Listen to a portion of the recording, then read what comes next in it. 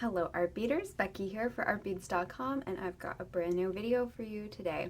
Today I'm going to be showing you how to make our Magenta Magic earrings. They're really cute fringe earrings, and I'll share with you some techniques for making simple loops and wrapped loops and the different kind of tools you can use to do that. I'll also be sharing some fun, trendy magenta colors with you. So let's dive in. So these are my Magenta Magic earrings. I pulled some colors that I thought fit the trend of Viva Magenta well. Lots of pretty fire polished beads, check glass rounds. So I picked out some fire polished beads, some check glass rounds, and some prestige crystal pearls. I think they're great colors, and I thought those copper findings worked so well with those rich shades of magenta and red. And I've got a bunch of other beads that I think fit this trend well, this color of the year. So like I said, in the earrings, I've got the prestige crystal iridescent red pearls. They're a really rich red, but they also have this, ooh, look at them with my nails, so perfect. And we've got a bit of a hair in there. It's funny when you bring stuff up to the camera, that's when you see all the little tiny details a little bit better. Love the sheen on these crystal pearls. They're kind of like a silvery sheen. They're just so fun and interesting, and they blend really well with other shades of red and other colors too. I really enjoy working with this pearl color. These colors I used in the earrings as well. It's kind of a little bit more pink than red, but I thought that spoke nicely to the magenta trend, because magenta is not a true red either. It does kind of have undertones of burgundy and purples. So I really like that just little pop of more playful pink in there. Another great prestige color for the Viva Magenta trend is the scarlet color. I've got scarlet AB here, so you get a little bit of extra shine with that AB coating. But the scarlet color is so nice for the magenta trend. It's just really rich and vibrant, and it makes wonderful little pops of color in your designs. We've got different bead shapes and sizes available in that color. And of course, we have some fun Toho seed beads in a wonderful magenta color as well. Everything that you see here, I've got linked in the video description. If you need more help, just ask. We can point you in the right direction. But of course, we have to have some magenta seed beads for this trend. Here's some more of those check glass beads that I used in the earrings.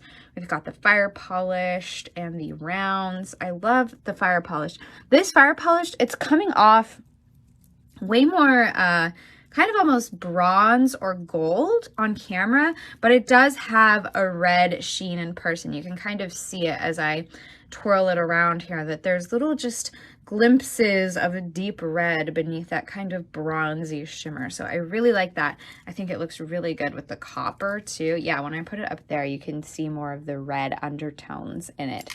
That's super fun. This is a wonderful red color with just that wonderful metallic sheen. And then this is more of the burgundy end of that magenta spectrum, and they look so good all together. That's why I used them in the earrings. I've got some gemstone options for you as well that fits the Viva Magenta trend nicely. These are little garnet beads here. Garnet is an excellent choice for the Viva Magenta trend. And then we've got banded ruby, and these are all gemstone strands from Dakota Stones. We love Dakota Stones. Really nice variation of color in this strand, and again fits the magenta trend just beautifully. So you can pick out some of those richer colors, go lighter if that's what you're into. It's just, these are really great gemstone strands. So I've got those linked in the video description as well. And then I have to talk about these lovely little check glass bellflowers. They're the perfect color for Viva Magenta, and they match my nails spot on. Oh, look at my accent nail, works really well with these fire polished beads over here. Just a lovely, lovely shade of red on these check glass bellflowers. So I've got those linked for you as well. So beautiful. So those are just some magenta ideas that you can find at artbeads.com. Again, I've got these all linked in the video description. And now I'm going to show you how easy it is to make some cute fringe earrings like our Magenta Magic Earrings. Now, these earrings do live in our design studio. You'll find, yes, all the bead pals are here today. That's wonderful to see. You'll find these in our design studio with free instructions and a supplies list so you can make them yourself. There's text instructions, but I'm also going to show you how easy it is to make them today. You just need to know how to make simple loops. Really great technique for jewelry making, and I'll show you how to make wrapped loops as well if that's more your style. So I'm starting out with a copper eye pin. That's what I used for these links here. This link, and this link, they're all on eye pins. The last little dangle there is on a head pin. Hi, Barbara. Good to see you. So what I like to do when I'm making fringe earrings, and I was teaching how to make fringe earrings in Tucson, and it's so fun to see. Everybody has different strategies. Everybody has different ways of approaching designs. How I like to do it is I like to complete one piece of fringe and attach it, and then make the next piece of fringe all the way down and attach it. Some people will make the same pattern of each piece of fringe all at once, and then this pattern all at once, and then this pattern all at once, and then connect them all and attach. But I'm in the camp of making one piece of fringe completely and then attaching it.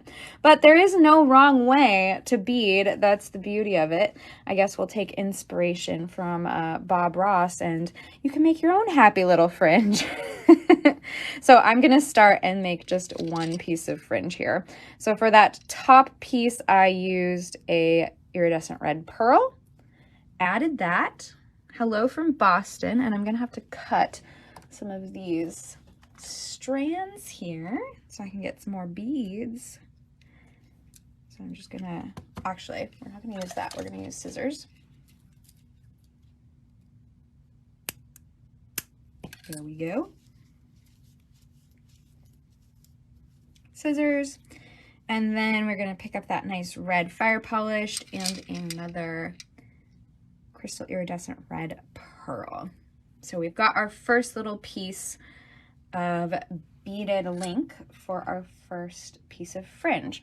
So now what I need is my chain nose pliers. So everybody makes simple loops differently too. I definitely learned that in Tucson as well. I can show you how I make mine, but you'll have to do it for yourself and see what feels best for you. Everybody makes their simple loops a little bit differently. This is what works for me. So what I like to do is I like to take my chain nose pliers, and I kind of use the very tip of them to grip the wire right above all my beads, and I bend my wire as close as possible to the top of the beads at a 90-degree angle. So that's pretty good there. I'm gonna put those down for now, and then I'm gonna pick up my round nose pliers.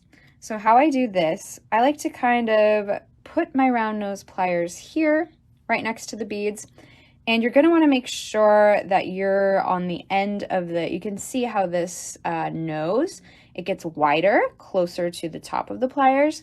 You're going to want to make note of where you put your wire here so your loops turn out consistent. So I've got my round nose pliers positioned like this. The beads are coming down.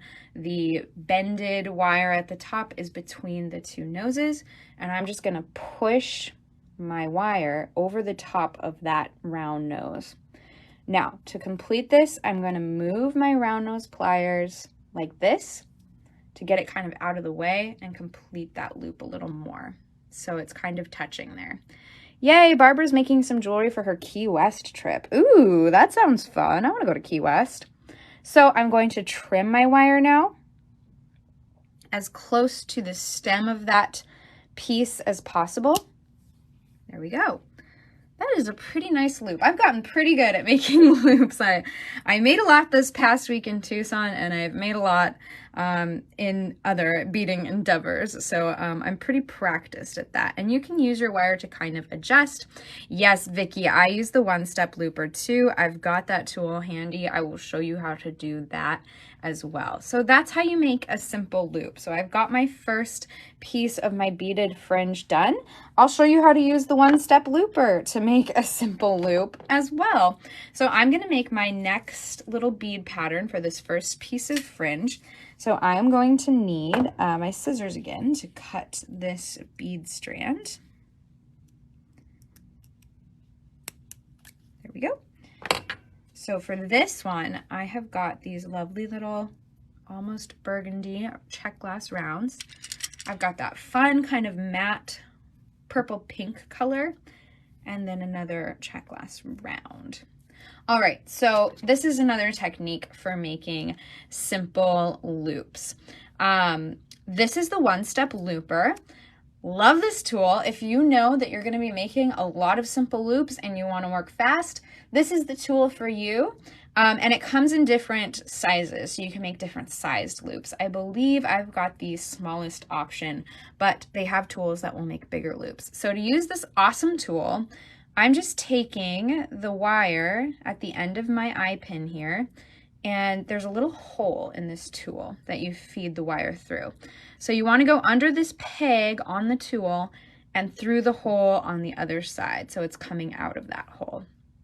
And I'm going to push to make sure that my beads are right against this part of the tool. From here, I'm just going to squeeze and watch. It happen so fast. And squeeze full, and I've got a loop. So easy. Now with this tool, it doesn't close them as tightly as it does when you're making your own. So I just go back in with my chain nose and just give that a nice little jiggle, wiggle to get it more closed.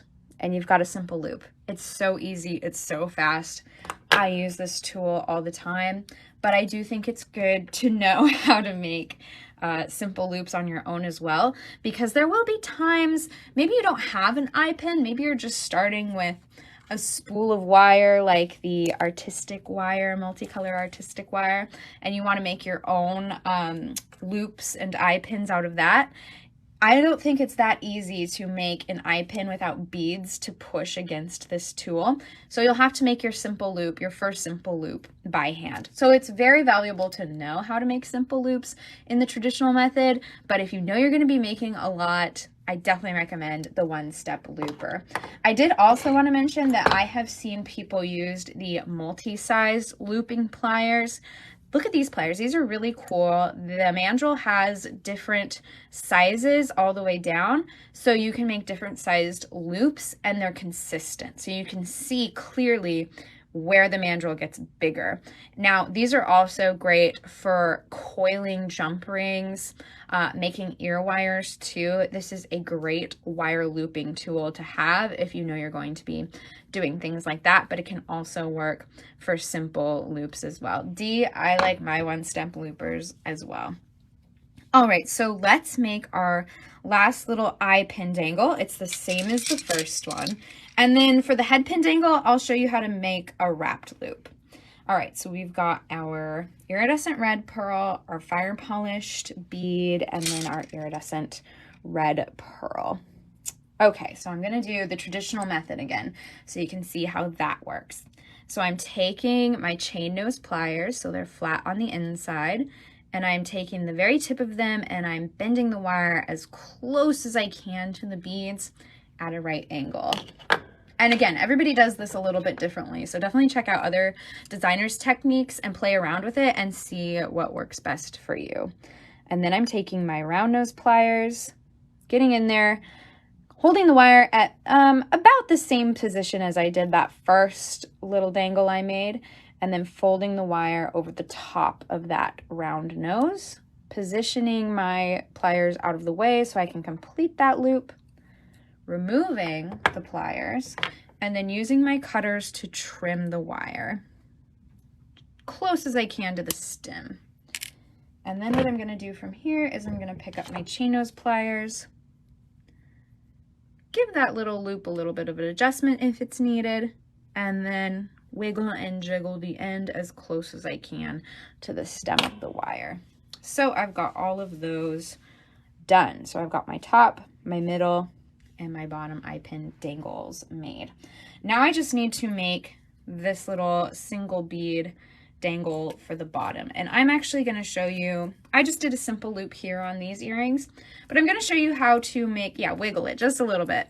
I'm going to show you how to make a wrapped loop as well, because that's a great technique to know. And it gives you a little bit more security, but sometimes I like just to do simple loops. It's totally a design choice, right? Because I don't want as much metal showing between the beaded sections on these earrings that a wrapped loop would create, because you kind of coil the wire. So that would add a little bit more length than I want and a little bit more metal and texture than I want. So I stuck with simple loops, but wrapped loops, especially for these bottom dangles, I think would work just fine. So to make a wrapped loop, I'm adding my little fire polished bead there. I'm going to pick up, I've got just a jumble of tools here. I'm going to pick up my chain nose pliers, and I'm going to hold my wire as close to the top of the bead at the top. Okay, and then I'm going to just bend my wire over the top of those chain nose pliers. I don't try and get as close as I do with simple loops, because I'm going to make a little coil above the bead there. And then I'm picking up my round nose pliers here. Again, you could use those really fun multi-sized looping pliers and make consistent loops every time if you would like. And then I am kind of doing this similar to the simple loop. I am folding that wire over the top of the round nose. Now, when I move this and bring this through, I'm going to go all the way to the side, and I'm actually going to transfer my pliers to my other hand. I'm right-handed. So I'm using my right hand to now make a coil at the top of my bead. So I'm just taking my chain nose pliers and wrapping that excess wire from my head pin around the stem of the wire. And now where you bend your wire is going to kind of dictate how much you need to coil. I've got enough room for about 3 to 4 coils here, maybe even 5. There we go. So I've got that coiled, and you can see this bead, because of that wrap at the top, it's not moving. So it's a great little dangle, and this is going to be really secure when I attach it to my other pieces. So I've got a lot of excess wire up here. I'm going to trim that as close to the bead as I can, and that's why I love these pliers with the nice tapered ends, so you can get in there really nice. And then you can kind of see that this end of the wire is poking out a little. I'm just going to carefully take my chain nose pliers and kind of give that a pinch to tuck that in. But I have to be careful because this is a glass bead and I don't want to break it. So that's done. That's how you make a wrapped loop. Super easy to do that as well. Again, the more you make it, the more practice you get, the better your wrapped loops will get. It's all just about trying it for yourself and seeing what works for you. So now that I've got my first piece of fringe made, I'm just going to attach them all in the order that I want. So to do that, I'm going to open up my little simple loop here. I'm going to wiggle it open. I'm going to attach the next one in line, and I'm going to wiggle that simple loop closed again. Lovely. And then just do that at the end here. Open it up with a little wiggle, attach the next one, and wiggle it closed. Now, things to note about a wrapped loop: you cannot open it once you've completed it. So keep that in mind. If you want to make all of these wrapped loops, you're going to have to attach as you go in some spots. So I could make this piece with 2 wrapped loops on either end, but if I wanted to make this one, I would have to kind of finish the loop as you would on a simple loop, and then hook it before finishing the coil. So that's something to keep in mind if you're wanting to do all wrapped loops. If you just want to make wrapped loops and not worry about connecting them as you make them, you can also use jump rings to attach. But again, that's going to add more metal and more length. So all things to keep in mind as you're designing, right? All right, so I'm going to attach my little wrapped loop dangle here. Wiggle that simple loop closed, and voila, I've got a piece of fringe. I can attach this with a jump ring here, add even more fringe, This would actually be really cute with just an ear wire attached to the top to make just a long, thin dangle. Keep making more, make even more fringe. Lots you can do with that. Make a really fun kind of necklace pendant as well.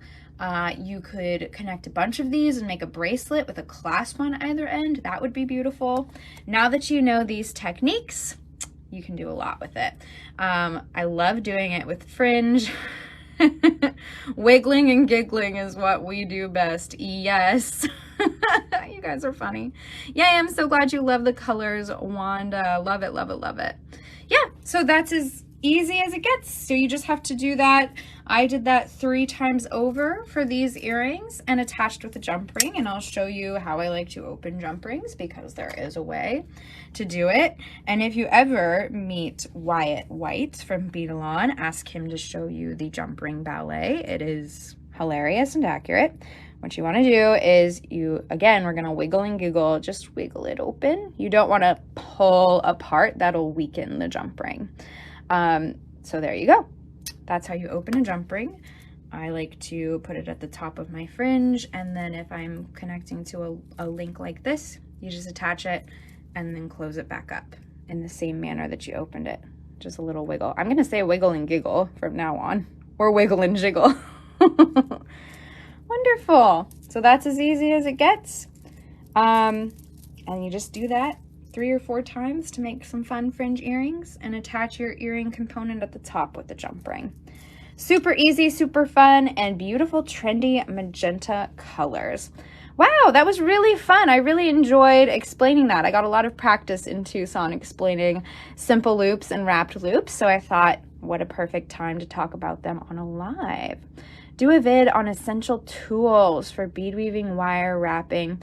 I think I've talked about that a little. We could definitely talk about it again. It's always good to know about essential tools. Thank you for the suggestion, Jacqueline. Very helpful. Thank you guys all for watching today. Thank you guys so much for watching today's video. I hope that was inspiring and helpful. Let me know if you have any questions, leave a comment, and make sure to leave a like. And as always, subscribe to our channel and hit that bell notification so you're the first to know when videos like this are out.